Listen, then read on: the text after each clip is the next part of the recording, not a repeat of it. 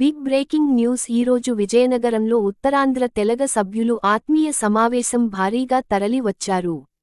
MSME Tammireddy Shivshankar గారు మాట్లాడుతూ Telaga community ఎంత ఎక్కువ మంది ఉన్న మనకు రాజకీయంగా ఎదగలేకపోతున్నాం, మనమంతా ఒక తాటిపై రావాలని కోరుతూ అందరినీ, అలాగే మన కమ్యూనిటీలో ఎవరైనా నా దగ్గరికి వచ్చి ఎలాంటి సహాయము అడిగిన నేను వెనకడుగు వేయబోనని ఆయన చలవనిచ్చారు. అలాగే కొంతమంది పెద్దలు మాట్లాడుతూ తెలగ జాతి సభ్యులు ఎక్కువ ఉండగా మనకు రాజకీయంగా ఎదగలేకపోతున్నాం, అలాగే ఈ సభను ఉద్దేశించి మనలో మనం చీలికలుగా విడిపోయి మన కమ్యూనిటీ ఎంత బలము ఉన్నా మనం ముందడుగు వేయలేక ఉంటున్నాం. అలాగే స్కూలు కాలేజీలు చదివే వారి పిల్లలకు మన కమ్యూనిటీలో లేని వారు ఉంటే ఉన్నవాళ్లు సహాయం చేసుకుంటూ ఒకరినొకరు ఆదుకుంటూ మనము అంతా ఒకటిగా ఉండాలని కోరుకుంటున్నాం. ఆయన గురించి నేను ఒకసారి విన్నా. I started an education program to uplift and guide our students. దాన్ని కూడా ఎగతాళి చేశారు. అంటే ఏంటి, మనం మన కాళ్ళలో కొన్ని ఎంతకాలం అనుకుంటాం సార్? It's not fair. మీరు కూడా మమ్మల్ని అడగచ్చు, అంటే ఇలాగే అందరూ మీలాగే ఒక్కరు వచ్చి తుళ్ళు కొట్టేస్తున్నారు సార్, తర్వాత మొహం కట్టుకుంటూ మళ్ళీ పిక్నికే కలుస్తున్నాం అని. సో అందుకే మొన్న మీటింగ్లో లోకం ప్రసాద్ గారు ఏమన్నారంటే, we have to do the work constructively, constructive thinking చేసుకుంటున్నాను సార్. ఏమనుకున్నారంటే మా పవన్ కళ్యాణ్ గారు అయ్యారు ఈరోజు ఇప్పుడు ఐఎమ్ వెరీ హ్యాపీ. మా ద్వారా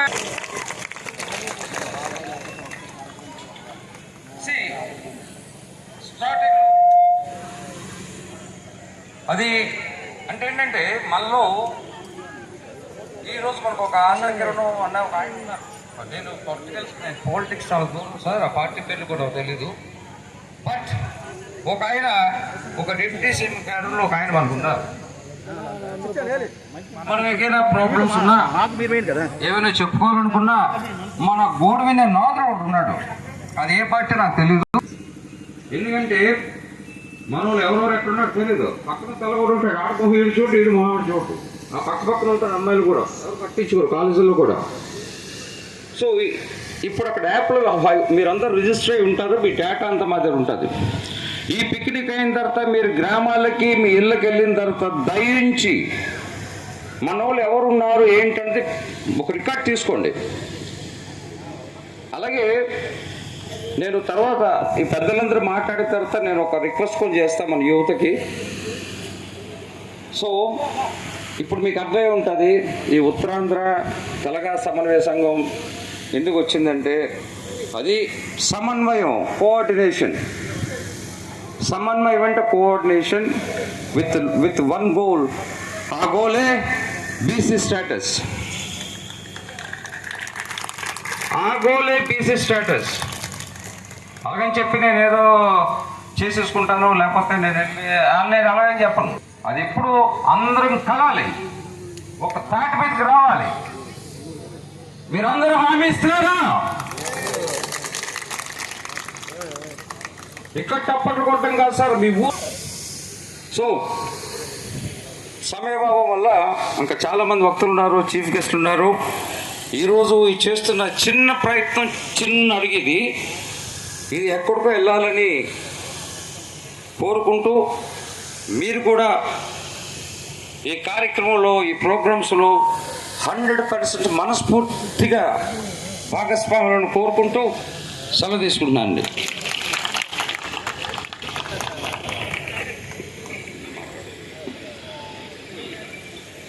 మన్యు జిల్లా సంఘం ప్రెసిడెంట్ గారు శ్రీ కోలా బాబు గారిని వేదిక మీదకి రావాల్సిందిగా కోరుతున్నాం.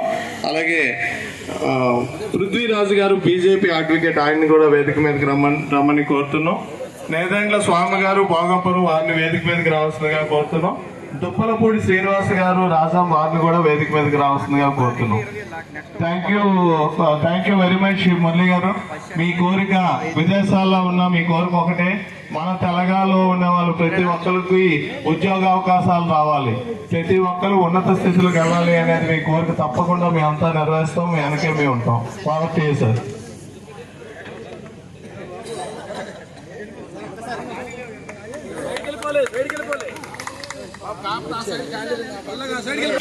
వ్యవస్థాపకుడు, CEO ఒక విధంగా చెప్పాలంటే మన కమ్యూనిటీలో ఉత్తరాంధ్రలో ఒక ఇండస్ట్రియలిస్ట్ లోకం ప్రసాద్ గారిని మనల్ని అడ్రస్ చేస్తూ మనల్ని ఉత్తేజపరిచే మాటలతో ఆయనకున్న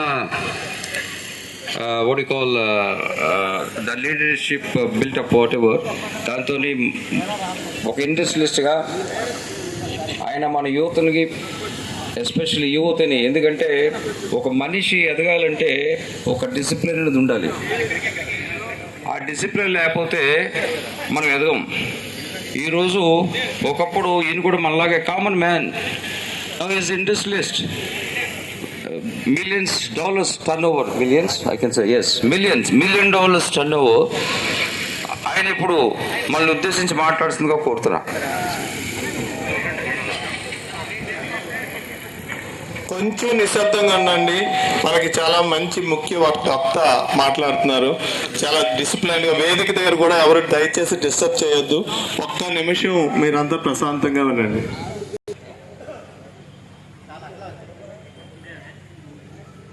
వేదికను నా అన్నదమ్ములు, అక్క చెల్లెళ్ళు, బంధువులు అందరికీ నమస్కారం. వీళ్ళందరూ చెప్పినట్టుగా నేను అంత పెద్ద స్పీకర్ని కాదు, ఒక సామాన్య వ్యక్తిని మీ ముందుకు వచ్చాను. ఒకటి, ఖచ్చితంగా ఎంత సంఖ్యాబలం ఉన్నటువంటి మనం ఎందుకు ఎదగడం లేదు అన్నది చాలా ఆలోచన గురి చేస్తున్నాను. అందుకనే ఈరోజు ఈ సమావేశానికి, ఈ పిక్నిక్ వచ్చినటువంటి మీ అందరికీ కొన్ని సూచనలు. మీ పక్కన కూర్చున్న వాళ్ళు మీకు తెలుసా తెలీదా? తెలియకపోతే ఖచ్చితంగా పరిచయం చేసుకోండి. అలాగే మీ ఫోన్ నెంబర్లు కూడా ఎక్స్చేంజ్ చేసుకోండి. ఎందుకంటే మనం చాలాసార్లు మన ఓడు, మన బంధువు, మన అన్నదమ్ముడు అని తెలియక మనం చాలా నష్టపోతున్నాం. ఉదాహరణకి మనం ఒక ఇంట్లో ఒక పెళ్లి చేస్తాం. పెళ్లి చేసినప్పుడు వాటర్ బాటిల్స్ కొనాలి. చిన్న సాయం చేయండి. మన అన్నదమ్ముడు లేకపోతే మన అక్క చెల్లో ఎవరో ఓ వాటర్ ప్లాంట్ పెట్టి వాటర్ బాటిల్స్ అమ్ముతూ ఉంటే వాళ్ళని పిలిచి వాళ్ళకి ఆ కాంట్రాక్ట్ ఇవ్వండి. దయచేసి డిస్కౌంట్ మాత్రం అడగండి. అర్థమైందా మీకు? ఒకటి. రెండోది ఏంటంటే, మనం ఏదో వ్యాపారం చేస్తున్నాం, కానీ మనం ఆ వ్యక్తి వచ్చిన వ్యక్తి అడిగిన దానికి మన దగ్గర ఏమీ లేదు. ఆలోచించి మన కమ్యూనిటీకి చెందిన వ్యక్తి ఎవరైతే చేస్తున్నారో ఆ వ్యక్తి దగ్గరికి పంపించడమే కాకుండా ఈ కస్టమర్ తాలూకా ఫోన్ నెంబర్ తీసుకొని ఆ వ్యక్తికి ఇస్తే మనం అంతకన్నా చేయగలిగే సాయం ఇంకోటి ఉండదు. ఏదేమైనప్పటికీ మనం సాధించాల్సింది చాలా ఉంది. కోర్ కమిటీల్లో సుమారుగా 11-12 కమిటీలు ఫామ్ చేస్తున్నారు. అందులో విద్యావేత్తలు, పారిశ్రామికవేత్తలు, రాజకీయ నాయకులు, ఇలాగా చాలా వివిధ కమిటీలు ఫామ్ చేసి ఆ కమిటీలన్నీ ప్రతి నెల కలవాలి. ఎందుకు కలవాలి? ఎందుకంటే మనం ప్రతిరోజు మనం ఏం సాధించాం, ఏం సాధించాలనుకున్నాం అన్నది మనం ఖచ్చితంగా చూసుకొని ఆ దిశగా వెళ్దామని మీ అందరికీ మనవి చేసుకుంటున్నాను. అలాగే విజయనగరం వచ్చేటప్పటికి మనం చాలా కాలం నుంచి స్థలం ఉన్నప్పటికీ మనకంటూ ఒక బిల్డింగ్ కట్టుకోలేకపోయాం. అలాగే ఎవరికైనా ఏమైనా అవసరం వస్తే సాయం చేయడానికి ఎవరు లేరు. దీనికి మొన్న మన మీటింగ్ లో సుమారుగా 10 కోట్ల బడ్జెట్ తో ఆ బిల్డింగ్ కట్టుకొని కొంత కార్పస్ ఫండ్ గా పెట్టుకొని అది చేయాలి. అది ఖచ్చితంగా ఈ వచ్చే 3 నెలల్లో శంకుస్థాపన చేసుకొని దాన్ని ముందరకు తీసుకెళ్దామని కూడా సభాముఖంగా మీ అందరి యొక్క దీవెన ఉంటే మనం అది సాధించగలుగుతాం.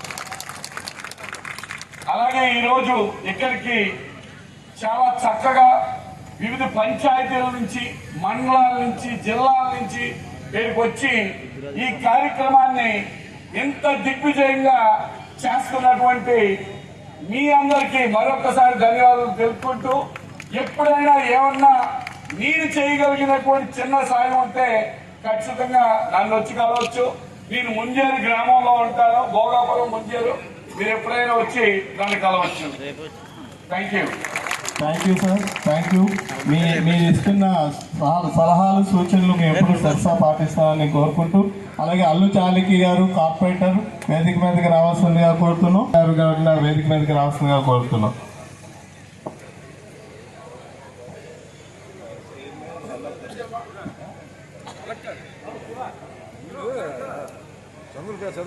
ఇప్పుడు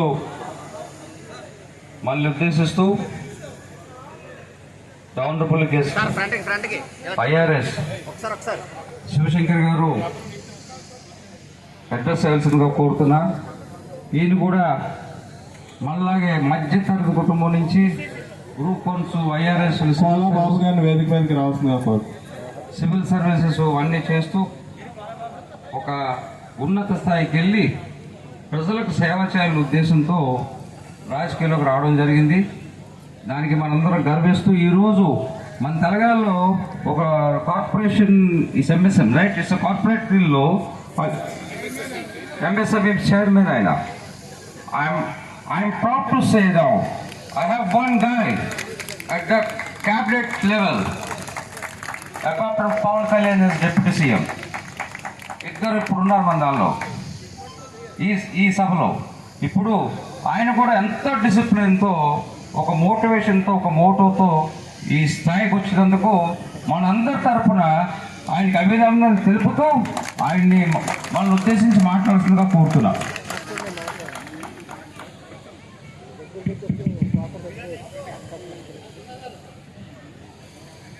వేదికను అలంకరించినటువంటి తెలగ నాయకులు ఎజ్జు మురళి గారు, అనేక సంవత్సరాల నుంచి జాతి అభివృద్ధికి అభ్యున్నతికి పాటుపడుతున్నటువంటి నాయకులు పిల్లల రామకృష్ణ గారు అయితేనేమి, ఆర్ఐటి ప్రకాష్ గారు అయితేనేమి, బహుశా స్టేజ్ మీద ఉన్న వాళ్ళందరికీ కూడా నమస్కారాలు. అజిత్ కానీ నాకు ఇందులో అందరికీ పరిచయం ఉన్న వ్యక్తినే. పరిచయం ఎలా అంటే ఆఫీసర్గా కాదు, లేదు అంటే ఒక రాజకీయ నాయకుడిగా కాదు, ఒక కుటుంబ సభ్యుడిగా వీళ్ళందరితో నాకు పరిచయం ఉంది. యాక్చువల్గా నాకు పిలవడం ఎజ్జు మురళి గారి ఆయన తపన నేను చూశాను. ఆయన తపనని టెస్ట్ చేయడానికి నేను చాలా నెగిటివ్ మాట్లాడాను నా ఆఫీసులో. ఈరోజు మీ అందరి ముందు వాస్తవం చెప్పాలి. ఈయనకి ఎంతవరకు తపన ఉంది. I'm a practical man, experiment చేసే వ్యక్తిని నేను. చాలా నెగిటివ్గా మాట్లాడితే ఆయన చాలా పేషెన్స్గా అన్నీ నాకు సమాధానాలు ఇవ్వడం జరిగింది. దట్ షోస్ ఆయనలో ఇంటిగ్రిటీ ఉంది, హార్డ్ వర్క్ చేస్తాడు ఈయన అన్నటువంటి అభిప్రాయం ఏర్పరచుకునేకి నేను వస్తానని మాట ఇచ్చాను. ఈరోజు వచ్చాను. ఢిల్లీకి రాజైన అమ్మ కొడుకే. నేనేమిటి అవన్నీ మనం మర్చిపోతాం. ఇక్కడంతా మనందరం కూడా కుటుంబ సభ్యులు. మురళీ గారు ఎక్స్ప్లెయిన్ చేశారు. అవగాహన, ఐకమత్యం, లక్ష్య సాధన, అద్భుతం. కానీ ఆ మూడు లేని జాతి ఏదైనా ఉంది అంటే అది తెలంగాణ జాతి అని చెప్పడానికి మనం గర్వించాలి. ఆయన ఒక ఉదాహరణ చెప్పారు. ఈరోజు మన కుటుంబ సభ్యుల మధ్య ఫ్రాంక్గా మాట్లాడుకోకపోతే మనల్ని మనం మోసం చేసుకున్న వాళ్ళు అవుతాం. నేను 1988లో ఒక స్టడీ సర్కిల్ పెట్టాను శ్రీకాకుళంలో, సిద్ధార్థ స్టడీ సర్కిల్ అని. దాని గురించే బహుశా మురళీ గారు ఓటకిచ్చారు. పెట్టి నేనే ఫీజు వసూలు చేయటంలా, సివిల్ సర్వీసెస్ ఎప్పుడైతే నేను ఫెయిల్ అయ్యానో, అదే మన గ్రామీణ ప్రాంతాలు ఉత్తరాంధ్ర వాళ్ళకి ఇన్ఫర్మేషన్ ఇవ్వడానికి వీళ్ళకి ఫ్రీ కోచింగ్ ఇద్దామని నేను పెట్టాను. పెట్టాక చాలామంది వచ్చారు. నేనే ఫీజు వసూలు చేయలేదు కదా, కానీ మన జాతి సోదరుడు ఒక్కడూ రాలేదని చెప్పడానికి గర్విస్తున్నాను 10 సంవత్సరాల్లో. వెరసి మన ఉత్తరాంధ్ర ఎటకారం ఒకటి ఉంటుంది. ఏంటది? ఈయన చెప్తే వస్తుందా? ఆయనకే రాలేదు, ఆయన చెప్తే మనకేట వస్తుంది ఉద్యోగం? ఈ డైలాగ్ డెలివరీలు మన వాళ్ళు వదలడం మొదలుపెట్టారు. కానీ నాకు ఒక తిక్క ఉంది, మా నాయకుడిలాగే నాకు ఒక లెక్క ఉంటుంది, అది వేరే విషయం. నేను పట్టు వదలకపోతే ఈరోజు ఆ స్టడీ సర్కిల్ నుంచి 200 మంది ఆఫీసర్ని తయారు చేసిన చరిత్ర ఈ తమ్మిరెడ్డి శివశంకర్ గారికి ఉంది. కానీ మనసులో ఒక బాధ ఉంది, ఒక్కడు మనవాడు సెలెక్ట్ కాలేదు, ఎవడూ రాలేదు అన్న బాధ. అందువల్ల నేను ఈ విషయం చెప్పాను తప్ప నేనేదో సాధించానని చెప్పడం నా ఉద్దేశం కాదు. మరి అవగాహన ఎప్పుడు వస్తుంది? ఇక ఐకమత్యం అంటే అది ఎడారిలో ఒయాసిస్ లాంటిది ఈ జాతి ఐకమత్యం అంటే. చాలా మంది ఏంటంటే మధ్య మధ్యలో వస్తుంటారు. నేను ఈ జాతిలో ఎప్పటి నుంచి పనిచేస్తున్నానో చెబితే మీరు ఆశ్చర్యపోతారు.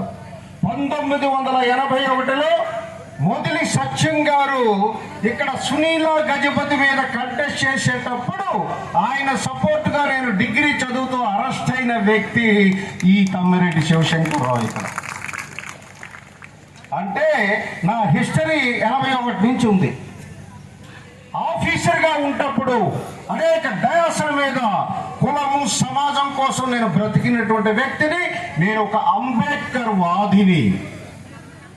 అంబేద్కర్ ఎప్పుడు కూడా ఏ కులము వెనకబడుతుంది, కారణాలు ఏమిటి విశ్లేషించి ఆ కులములో ఉన్న మేధావులు ఇంటెలెక్చువల్స్ వాళ్ళ పాత్ర పోషించి అన్ని వర్గాల ప్రజలు కూడా అభివృద్ధి సాధించాలన్నటువంటి కోరుకునే గొప్ప వ్యక్తి డాక్టర్ బిఆర్ అంబేద్కర్. ఆయన సిద్ధాంతాన్ని నేను అనుసరించేవాదిగా నేను అనేక మీటింగ్లు చేశాను. ఎక్కడ వస్తుంది లోపం అంటే, ఇప్పుడు ఇందాక అవగాహన అన్నారు. ఈ మధ్యనే ఒక 10 రోజుల క్రితం ఒక ఇనిషియేటివ్ జరిగింది. మీ అందరూ ప్రాక్టికల్ థింగ్సే. మన జాతి సోదరుడు గాజువాక నుంచి ఒక ఆయన వచ్చాడు. ఆయన స్టీల్ ప్లాంట్లో పనిచేస్తున్నాడు. వాళ్ళ అబ్బాయిని తీసుకుని వచ్చాడు నా దగ్గర చాలా మంది కుర్రోళ్ళు తీసుకుని వస్తారు. వాళ్ళు ఏదైనా ఎగ్జామ్స్ ప్రిపేర్ అవ్వాలన్నా వాళ్ళ గైడెన్స్ కావాలన్నా వస్తుంటారు. అది నా హాబీ. వచ్చాక ఆ తండ్రికి తెలియదు కొడుకు ఎంత తెలివైనవాడు. సర్ప్రైజింగ్. ఆయన వచ్చి కొడుకు మీద నెగిటివ్ మాట్లాడుతున్నాడు. సార్ ఇది ఎప్పుడు ఏదో అంటాడు, ఏది ఇప్పటికి 7 సంవత్సరాలు అవుతుంది, సెటిల్ కావటం లేదు, నాకేదో ఆందోళన ఉంది, అందుకే మీ దగ్గర తీసుకొచ్చాను అన్నాడు. అప్పుడు కొడుకుతో మాట్లాడాను, బాబు ఏం చేస్తున్నావు ఏమిటి అని అంటే, ఆయన చెప్పింది విని నేను ఒక 2 నిమిషాలు షాకు గురయ్యాను. ఎందుకంటే ఆయన టెక్నాలజీలో అద్భుతమైనటువంటి ఇన్వెన్షన్ కనుక్కున్నాడు. ఆయన దానికి పేటెంట్ కూడా గ్రాంట్ అయ్యింది. ఆ విషయం తండ్రికి తెలియదు. తన కొడుకు ఎంత మేధావి, ఎంత ఉన్నత స్థానానికి ఎదగడానికి అవకాశం ఉందో తండ్రికి తెలియదు. అప్పుడు తండ్రిని కోప్పడ్డాను, మీ తల్లిదండ్రులందరూ ఇదేనండి ఈ జాతికి ఉన్న దౌర్భాగ్యం. ఎందుకంటే మా నాన్నగారు కూడా నా ఎంట పడేవాడు, ఎప్పుడు నువ్వు మాస్టర్ ఉద్యోగం తప్ప ఇంకోటి చేయడానికి వీలు లేదని. ఇక్కడ డయాస్ మీద ఉన్న మా రామకృష్ణ గారికి తెలుసు. నేను ఆయన్ని గౌరవిస్తూనే నా పని నేను చేసుకుంటూ వచ్చాను. తర్వాత అతనికి నేను గైడ్ చేశాను. 10 days బ్యాక్ వచ్చాడు అతను, 10-15 days బ్యాక్. ఆయనకి ఇప్పుడు మొన్ననే మద్రాసు వెళ్ళాడు ఇంటర్వ్యూ. 2 ఇంటర్వ్యూలు అయ్యాయి. ఇంటర్నేషనల్ ఫండర్స్ కెనడా నుంచి అమెరికా నుంచి నీ ప్రాజెక్ట్కి మేము ఫండ్ చేస్తామని వచ్చారు. ఆయన వచ్చి నా ఆశీర్వాదం తీసుకునేది. ఆయన నాకు చిన్న కోరాడు, సార్ నేను మెంటర్గా మీ ఫోటో వేసుకుంటాను, అది నాకు చాలా ఉపయోగపడుతుంది అంటే, నేను ఆయనకి ఏం చెప్పానంటే, నా పేరు కానీ ఫోటో కానీ దేనివల్ల అయినా నీకు ఉపయోగపడుతుందంటే ఇష్టం వచ్చినట్టు వాడుకో, అంటే ఆయన మెంటర్గా నా ఫోటో వేసాడు. రేపు అతను ఎక్కడికి వెళ్తాడో చెప్పలేము. అంటే ఇక్కడ ఎందుకు ఇది చెప్తున్నాను అంటే, ఆల్రెడీ అద్భుతమైన విజయం సాధించిన జీవితంలో లోకం ప్రసాద్ మా సోదరుడు ఉన్నాడు. ఆ రోజు మేము చదువుకునేటప్పుడు గుసగుసలాడేవారు. ఇక్కడ ఎవరో మిరాకిల్ అట, మనవడనట అమెరికా నుంచి వచ్చి సాఫ్ట్వేర్ కంపెనీ పెడుతున్నారట అని చెప్పుగా విన్నాను. తర్వాత ఆయన మేము కలిసి పని ఒకే ఫీల్డ్లో పనిచేయడం మొదలుపెట్టాం. ఇలాగా ఒక్కొక్కరు సక్సెస్ స్టోరీలు తీసుకునే యంత్రాంగం లేదు. అవగాహన ఐకమత్యం ఎట్లా వస్తుందని అంటే, తెలుగు సినిమా కాదు, ఇంటర్వ్యూల వరకు ఒకలాగా ఉండే ఇంటర్వ్యూల తర్వాత మారిపోవడానికి. ఇది సమాజము, జాతి. ఇది ఒకరు అర్థం చేసుకోవాలి. అర్థం చేసుకుని రెండోది ఈగో. ఈ జాతికి పట్టిన 2 వైరస్లు ఉన్నాయి. ఏమిటి అని అంటే, ఒకటి ఈగో, రెండోది కంపారిజన్, పోలిక. ఈగో, ఈ 2 తినేస్తాయి. ఈగో ఏమిటి అంటే, ఎందుకు వస్తుంది ఈగో అంటే, మనకి సోషల్ డెమోక్రసీ ఎక్కువ, సామాజిక ప్రజాస్వామ్యం అత్యంత ఎక్కువగా ఉన్న జాతి తెలగ జాతి, మన కాపు జాతి. సామాజిక డెమోక్రసీ అంటే ఏంటంటే, ఆడికి 1000 కోట్లు ఉంటే ఏంట్రా నాకంటే ఏంటి ఎక్కువ, ఆడు రోజు 3 పూట్ల తింటాడు, నేను 3 పూట్ల తింటాను. ఈ థాట్ ప్రాసెస్లో ఉంటారు. ఇది సామాజిక డెమోక్రసీ. ఒకసారి నాకు మా అధినేత అడిగారు, ఎందుకు ఈ కమ్యూనిటీ ఇలా తయారైంది అని ఇంటర్నల్ చర్చలు అడిగితే నేను ఇది చెప్పాను. సోషల్ డెమోక్రసీ ఎక్కువ అండి ఈ కమ్యూనిటీ, అందువల్ల లీడర్షిప్ డెవలప్ అవ్వదు ఈ కమ్యూనిటీలో, అందువల్ల నాయకత్వం డెవలప్ అవ్వదు. ఆ డెమోక్రసీని వదిలి ఒకరినొకరు గౌరవించుకోవాలి, ఒకరినొకరిని అర్థం చేసుకోవాలి. నీవు గౌరవించకపోతే నిన్నెవరు గౌరవిస్తారు? పై సామాజిక వర్గాలు నిన్ను ఎందుకు గౌరవించాలి? నువ్వు నీ సామాజిక వర్గానికి చెందిన వాడే నువ్వు గౌరవించవు, నువ్వు ఎవరిని గౌరవించను అనంటే మనల్ని ఎవరు గౌరవిస్తారు? ఈ సింపుల్ లాజిక్ మిస్ అవుతున్నారు మన జాతి సోదరులు. ఇది మనం అవగాహన చేసుకోవాలి. అలాగే నేను చూస్తున్నాను చాలామంది, నేను ఎంఎస్ఎంఈ చైర్మన్గా అయ్యాక చాలామంది అనేక మంది కమ్యూనిటీస్ నుంచి వచ్చి నన్ను, సార్ ఎంఎస్ఎంఈ స్కీమ్స్ ఏంటి, మేము ఇండస్ట్రీస్ ఎలా పెట్టాలి, పాలసీ ఏంటి, ఇవన్నీ అడిగారు. ఎక్సెప్ట్ మన నుంచి ఒక 3 మాత్రం వచ్చారు. నేను ఇప్పటికీ 12 మాసాలు 13 మాసాలు అవుతుంది. అందులో ఒక అమ్మాయి, రాయలసీమ బలిజ అమ్మాయి వచ్చింది. మంచి బ్యూటిఫుల్ ప్రాజెక్ట్ పట్టుకొని వస్తే ఆమెకి ఇమీడియట్గా రీజనల్ మేనేజర్ ఆఫ్ బ్యాంక్ని అటాచ్ చేసి, ఈమె ప్రాజెక్ట్ అద్భుతమైన ప్రాజెక్టు, మీరు ఇమీడియట్గా లోన్లు విషయాలన్నీ కూడా. అనేక మంది నాయకులు ఉన్నారు. ఈ రోజు ఎక్కడ ఏమైంది నాయకత్వం? ఎందుకు నాయకత్వం ఎదగటం లేదు? వీటన్నిటి మీద కూడా ఈ రోజైనా మనం చిత్తశుద్ధితో ఆలోచించండి. ఈ రోజైనా సరే నాయకత్వం అన్నది సడన్గా ఏమి అయిపోదు. ఏదో ఎవరో పార్టీ పెడితే ఆయన పక్కన చేరిపోతే నువ్వు నాయకుడు అవ్వలేవు మిత్రమా. Leadership is a process, it is not a chance. రాజకీయం అన్నది, నాయకత్వం అన్నది ప్రక్రియ, అది అవకాశం కాదని గుర్తుపెట్టుకోవాలి మనం అంతా కూడా. సో ఎకనామిక్ స్టేటస్ రోజు రోజుకి దిగజారిపోతుంది. ఇందాక మురళి గారు చెప్తున్నారు, దొర అంటే 5 అవన్నీ పోయే. ఎప్పుడూ కూడా ఈ జాతిలో అంత ఆస్తిపరులు ఎవరు లేడు. 2-3 ఉంటే అది మనం మెడలో కట్టు వేసుకొని మనం గెలిచేవాళ్ళం, మనకేదో వచ్చినట్టు. ఏం లేదు, బానిసత్వం తప్ప ఇంకేం లేదు దాంట్లో. మన అందరం కూడా ఎకనామిక్ డెమోక్రసీ రావాలి, ఆర్థిక సమానత్వం రావాలి ప్రతి ఒక్కరికి. ఆ దిశగా కృషి చేయండి. అలాగే ఒక మంచి వెబ్సైట్, ఇన్ఫర్మేషన్ సెంటర్ పెట్టారన్నారు, అందరూ ఎన్రోల్ చేయండి. మీ పిల్లల్ని ఎన్రోల్ చేయించండి.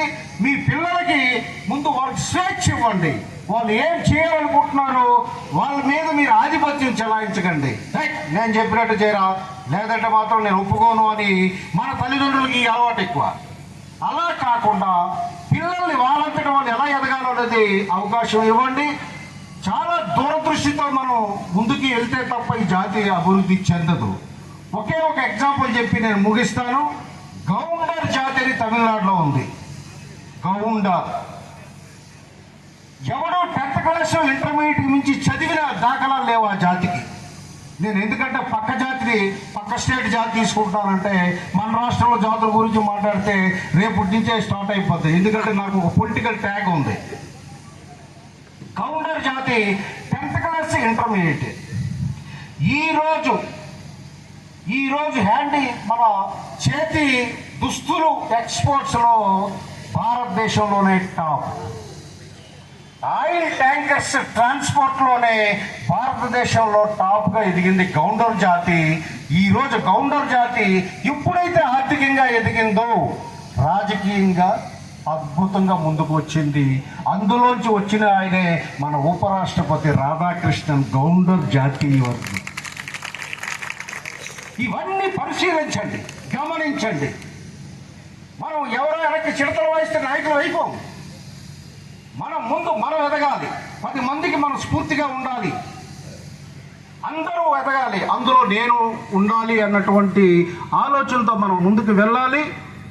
నేను పక్కా ఉత్తరాంధ్ర వాసిని, ఉత్తరాంధ్ర ముద్దు బిడ్డ అంటున్నాను. అన్ని సామాజిక వర్గాలు కూడా నేనంటే ఇష్టపడతాను. ఎందుకు అంటే ఈ సామాజిక లక్ష్యాలతో మనం పనిచేస్తున్నాం. కాబట్టి ఇకనైనా సరే చాలామంది మనకు ఒక ట్యాగ్ ఉంది. మీరంతా పేపర్ టైప్ అని అంటుంటారు. అది ఎందుకంటారో నాకు తెలియదు. అంటే ఒకడు ఎదిగితే వాడు లాగుతాడని అంటారు. అది మానేసి ఒకడు ఎదిగితే వాడిని ఎదగాలని కోరుకుందాం. ఈ డైలాగ్స్ సమక్షంగా అందరం కూడా ఒకసారి చెప్పట్లతో ఎవరైనా ఎదిగితే వాడు ఎదగాలని కోరుకుందాం. ఆయన ఎదగాలి, నేను ఎదగాలి, ఇరువురు ఎదగాలి. విన్ సిచ్యుయేషన్లో మనం ముందుకెళ్దామని చెప్పి తెలియజేసుకుంటూ మరి ఈ కార్యక్రమానికి నన్ను ఆహ్వానించినటువంటి కమిటీకి కృతజ్ఞతలు తెలియజేసుకుంటున్నాను. సెలవు తీసుకుంటున్నాను. Thank you very much. ఇప్పుడు మన ఉత్తరాంధ్ర ఏర్పడడంలో నేను కొన్ని సలహాలు ఒక సీనియర్ రిటైర్డ్ ప్రొజెక్ట్ డైరెక్టర్ పిల్లల రామకృష్ణ గారితో అక్కడి నుంచి ఫోన్లో మాట్లాడడం జరిగింది. ఇవన్నీ మీకు ఎందుకు చెప్తున్నానంటే ఈ ఉత్తరాంధ్ర అనేది ఎలాగ తయారైంది, ఎవరెవరితో మాట్లాడి ఎవరెవరు అడ్వైస్ తీసుకుని ఇది తయారైంది చెప్పడానికి. ఆయనే మన పిల్లల రామకృష్ణ గారు ఇస్ ఫార్మర్ ప్రాజెక్ట్ డైరెక్టర్. ఇప్పుడు పిల్లల రామకృష్ణ గారిని అడ్రస్ చేయమంటూ రిక్వెస్ట్ చేస్తాను. అలాగే మీ అందరికీ వక్తలందరికీ ఒక చిన్న విజ్ఞప్తి. సమయం కొంచెం దీనిగా ఉంది, మీకు అందరికీ తెలుసు. సో కొంచెం as early as possible complete చేయాల్సిందిగా కోరుతున్నాను. సభాధ్యక్షులు మిత్రులు మురళీకృష్ణ గారికి,